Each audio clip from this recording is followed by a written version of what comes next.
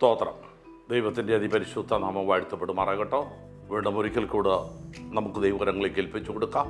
മത്തായിയുടെ സുവിശേഷം 14-ാം അധ്യായം അതിൻ്റെ 25-ാം തിരുവെഴുത്ത് ഇപ്രകാരം വിളിച്ചു പറയുന്നു. അവർ രാത്രിയിലെ 4-ാം യാമത്തിൽ അവൻ കടൽമേൽ നടന്ന് അവരുടെ അടുക്കൽ വന്നു. അവൻ കടൽമേൽ നടക്കുന്നത് കണ്ടിട്ട് ശിഷ്യന്മാർ ഭ്രമിച്ചു. വളരെ അത്ഭുതകരമായ ഒരനുഭവമായി ഇവിടെ കാണുവാൻ നമുക്ക് കഴിയുന്നതാണ്. യേശു കർത്താവ് രാത്രിയുടെ യാമത്തിൽ തൻ്റെ ശിഷ്യന്മാരുടെ അടുക്കലേക്ക് അവൻ വെള്ളത്തിൻ്റെ നടുവിലൂടെ നടന്ന് അവർ അടുക്കലേക്ക് വരുമ്പോഴോ പെട്ടെന്ന് അവർ നിലവിളിച്ചോണ്ട് പറയുന്നു, അയ്യോ ഭൂതം വരുന്നു, ഭൂതം വരുന്നെന്ന് പറഞ്ഞ് അവർ നിലവിളിക്കാൻ തുടങ്ങിയപ്പോൾ യേശു തൻ്റെ ശിഷ്യന്മാരോട് ഇപ്രകാരം വിളിച്ച് പറഞ്ഞു, ഇത് ഭൂതമൊന്നുമല്ല, ഇത് ഞാനാണെന്ന് പറയുവാൻ തക്കോണം ഇടയായി തുറന്നു. അപ്പോഴും അവർക്കത് വിശ്വസിക്കാൻ കഴിയുന്നില്ല. കാരണം ചരിത്രത്തിൽ ഇന്ന് വരെ ആരും അത് ഒരു ഗലീല കടലിൻ്റെ മുകളിലൂടെ നടന്ന് യാത്ര ചെയ്യുന്നൊരനുഭവം അവരുടെ ജീവിതത്തിൽ ഇതുവരെ അവർ കണ്ടിട്ടില്ല.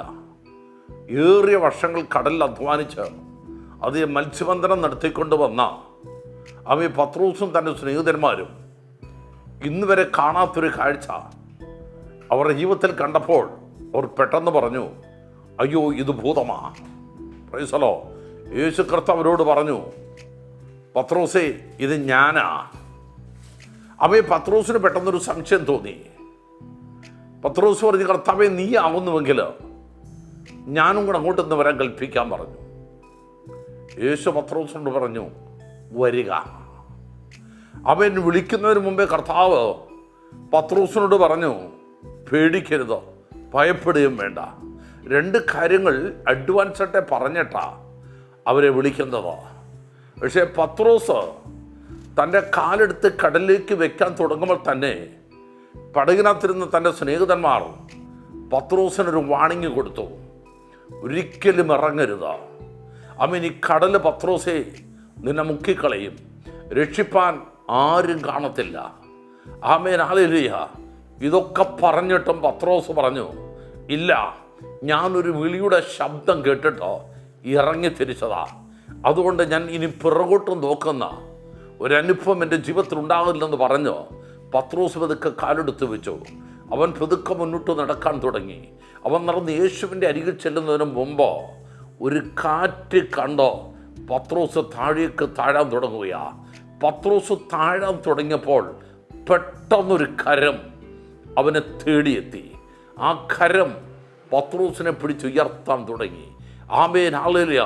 പലരുടെയും കണക്കൂട്ടുകൾ ഇപ്രകാരമാ.